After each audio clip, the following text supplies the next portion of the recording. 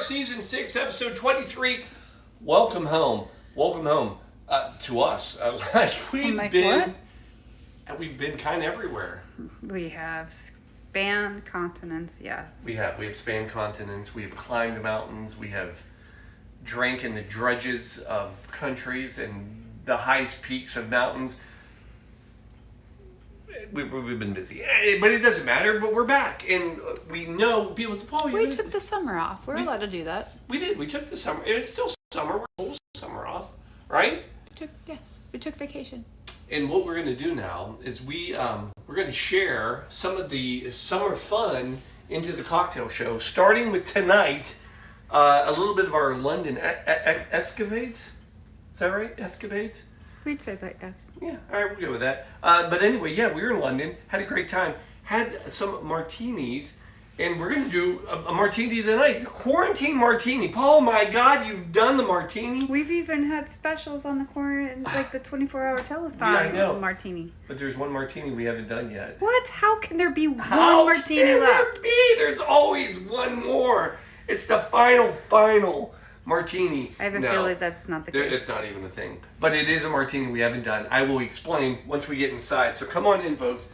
It's the London edition. Cheerio. Chip. Is that right? Sure. Whatever. It's been a long day. Anyway, come on in. Blue Monkey Quarantina. We're still here. Only business. Monkey business. One dog business. Why is that not? Let's just go. It's a bit of a mess. Hopefully it all works. You know that? That could be fun. It'll be interesting.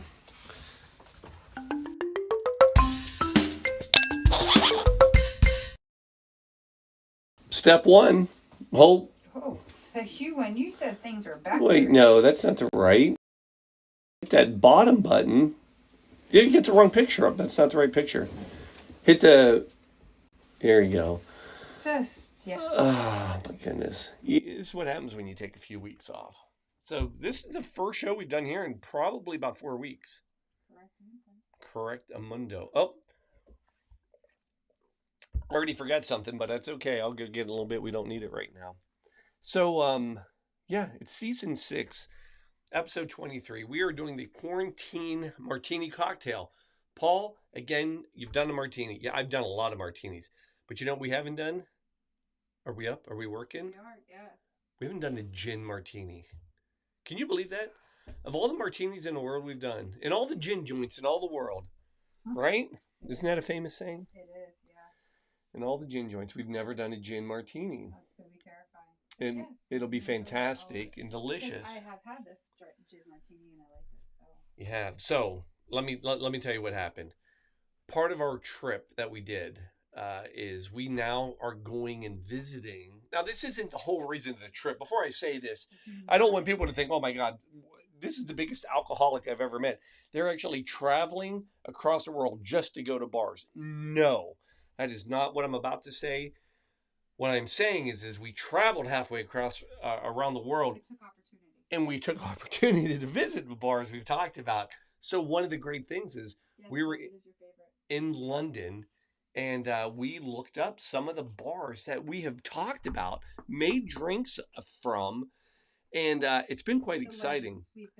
We are making our way through the legends. Oh, and some of the legends we've met. And look, I can tell you, the bar culture is amazing because we've had, I don't want to get too far ahead, but the experience we just had in Colorado. We'll get there. I got to save that, right? The same thing. Savoy was like incredible. This has been an incredible experience. All of it, incredible. Mixologists love mixologists. Yeah, and I'm no mixologist. I'm a mixer. I'm not an ologist. But here's where we went. So we went to Duke's Bar. We've done a cocktail from Duke's. Let me give you the history. 1908, London. That's where it started. The bartender at the time was William, quote, Bartender Bell. That's the guy who started it all. And what they're known for, their martinis, specifically the Vesper, which we've done. You see, Ian Fleming, James Bond, author, writer, he went there. He invented the Vesper Martini at Duke's and drank it.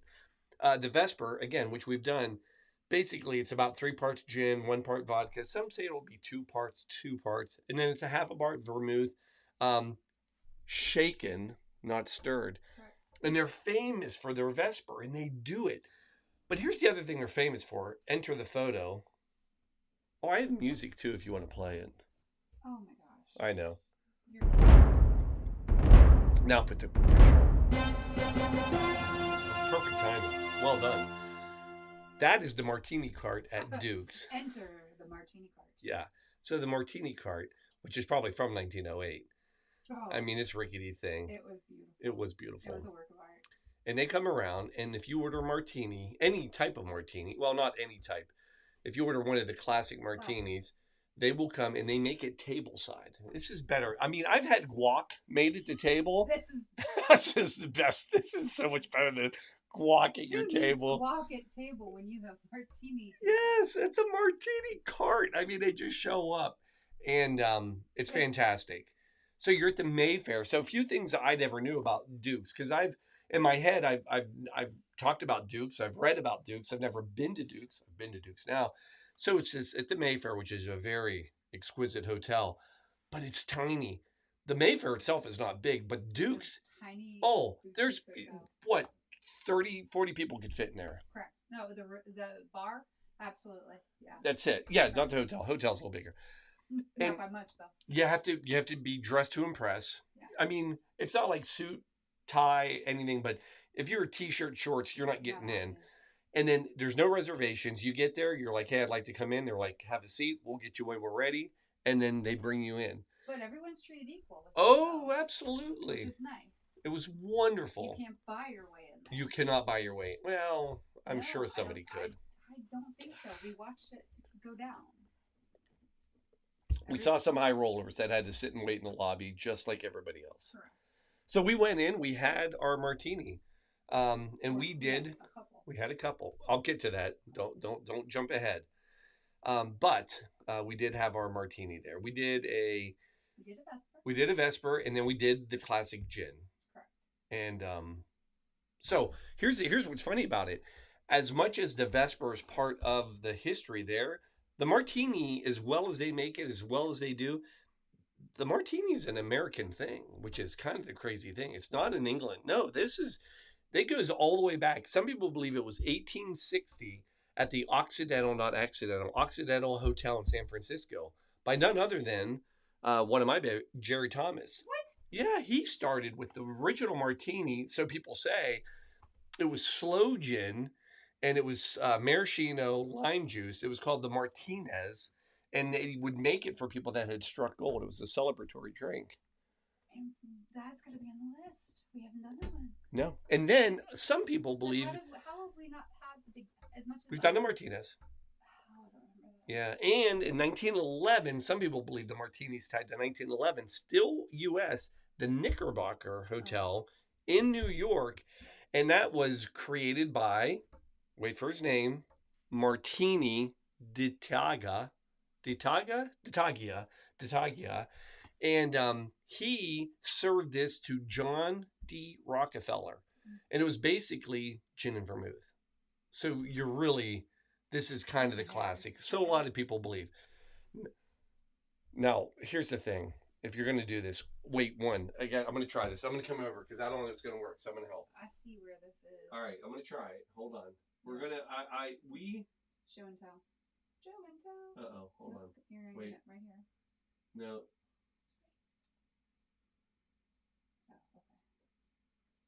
I was telling you, non è più nel ristorante. Very brothers. Two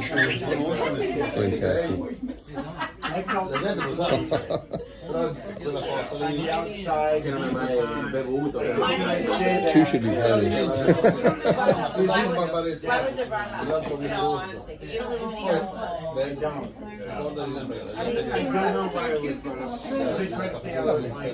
It's brilliant. This is a fantastic.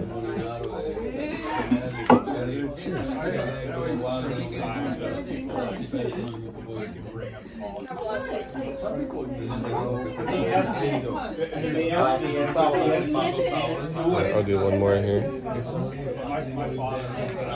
Cheers, babe.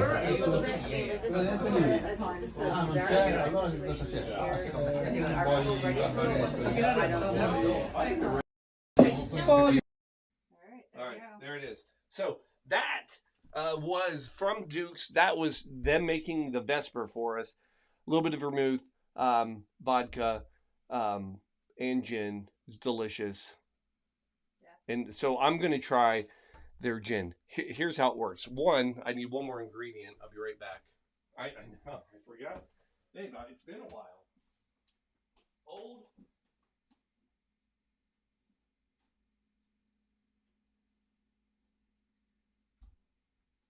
Well, at least you didn't have to go far. Are you talking to everybody? I Are you haven't trying? had to. No. All right. Oh, yes, that is the most important part. Yes, and here I've been eyeing the other I know. part and been frightened. So here's what's great about this. Their secret, and I've shared this when we did the Vesper. Their secret is simple. There's no shake, there's no stir. It is ice cold. So everything, and this has been in the freezer, is basically chilled to 32 degrees. Correct. Including the glasses, everything. So let's make it. Here's the recipe. You ready for this? Vermouth. Yes, there is vermouth in it. They do just a splash, and basically they do a rinse. I'm looking. There we go. Right? Yep. And then he dumps it into the cart. I like vermouth. Oh, leave more than that in mine, please. All right, fine. So, but it's just do a nice rinse, and then you ready for this? Jeff is very excited. I bet yes. And Bill, yes, I like the olives too. You ready for this? Yeah. I'm gonna try. Nice. Oh my gosh, that's a lot of gin. So, Oh, that's a lot of gin. you ready for this? We did these. Look at that pour. Yep. So here's the trick. Here's the recipe. It is 4 ounces, which is why I use these. These are 4-ounce glasses. 4 ounces. Some people say that it's actually closer to 6 ounces that they use. That's what we had.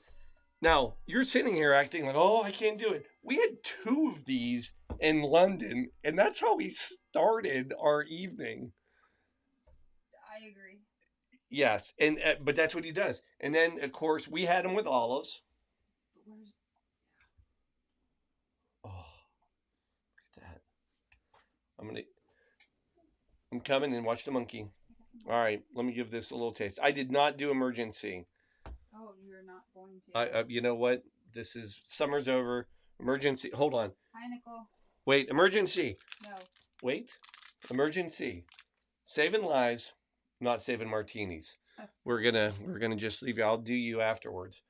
And that's it. So let's give it a try. Hi, Nikki. Enjoy that gin martini. Oh, yes. I mean, one, that's a good gin, right? This is our local 5 Stories. They've helped us through everything we've done. So I give them credit. I'm going to come around. Careful. I'll come around. Oh, so nice and cold. Right? Cheers. Boom. Look at that. We have our royal picks. See that? Thanks, Matt. Oh, yeah. Yeah, thanks, Matt. Mm-hmm. How's that? Mm-hmm. So, yes. So we did 2 of these. So their rule that they have there is that you're only allowed 2 martinis at Duke's. And what they say is martinis are like breasts. This is actually on the ceiling in the other room. I don't know if you saw that. Martinis are like breasts. 1's not enough. 2's perfect, and 3's just too many for anyone. I think I missed that in that hotel. Yeah. Was that in the men's room? No. Because it was not where I thought that was. That was in the bar. I missed that entirely. I'll show you it next time. Next time we go to London. So anyway, that's your little story. So yes, they are potent. They are strong. They're fantastic. But that is a wonderful gin martini, and that's actually great gin. It is good gin. So Nice buyout. let's just for a little background because I have a lot of people. I'm going to pick on you, Mr. Larry. A lot of people order martinis in a lot of different ways. So first of all, typically, so the classic martini is gin. Vodka is probably now the more popular, so sources say. But you normally can get a gin or a vodka martini straight up is how we always do them. But here's the other thing: That's Marmara's favorite. you can get it dry. Dry is what these were. That's a drizzle of vermouth. Extra dry is 1 or 2 drops. If you don't put any vermouth into your cocktail, it is not a martini. Let's just understand that. Then it's just Straight gin up. or vodka. Period. up. It's then that's It's a fine. shot. It's a very Go- large shot. Go drink it. Have fun with it. But it's no longer a martini. Then the other way you can get it is what we enjoy, and we actually like wet martinis. Yes. I'm going to get there, which is actually borderline equal, sometimes even more vermouth than gin or vodka. So that's how wet you can get. Chemistry. And then dirty is when you add olive brine. So what we like to do when we order our martinis is we like a very wet, dirty. We like it dirty and wet, and it's always fun. Anyway, I'll leave it there. Shaken versus stirred. Again, it's a great controversy. Some people, James Bond, it's always shaken. Yeah, but in theirs though, they don't do either. And I think It's the high pour. What this is that? it's the high pour. That's the, Did you see how thick it's the water. It's the waterfall effect. it is? But did you see how thick it was pouring? Like it doesn't splash. It's like almost frozen, and that's the key. Like you can't do a high pour like that with warm alcohol; it'll splash everywhere. Correct. It was Mm. almost dry ice. So there it is. Enjoy. There's I your also Duke's history. appreciate the appropriate glasses for this. I did. I went. That's a good size.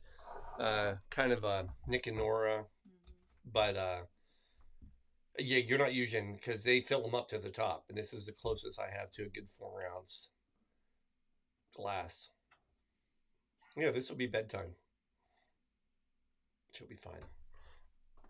So there it is, folks. Your Duke's Martini. We have a lot more fun adventures that I want to share through our cocktails because we ended up at just to give a little pre. Yeah. We had Savoys, We hit Savoy. which we had some great cocktails. They have a great history there. We tested some of their old cocktails. Yeah.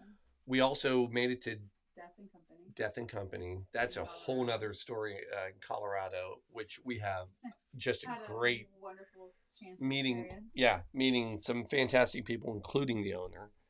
We'll get to that one later. So a lot of fun. So now, Everybody needs a sabbatical, so we needed one. can I do one more thing with this? Because Absolutely. when we were out, this was kind of apropos as far as timing. So this was actually Mom's 2 years. Holly. Yeah, so this was one of her drinks. Yeah. And so it was just really amazing to be out in London because it was 2-year anniversary Yeah. of her passing. And We were able to cheers appropriately. we cheersed appropriately. Mom came with us. Yeah, she did. She did. Yeah, we'll talk about that later. And Mom stayed in some different places in London. Yeah. She's still enjoying while we've come back. So, Yes. yeah, it's what we do. She's touring. So anyway, as we sit here tonight, cheers to Holly. If we're doing a martini. Cheers to Mom. Cheers to Mom. All right.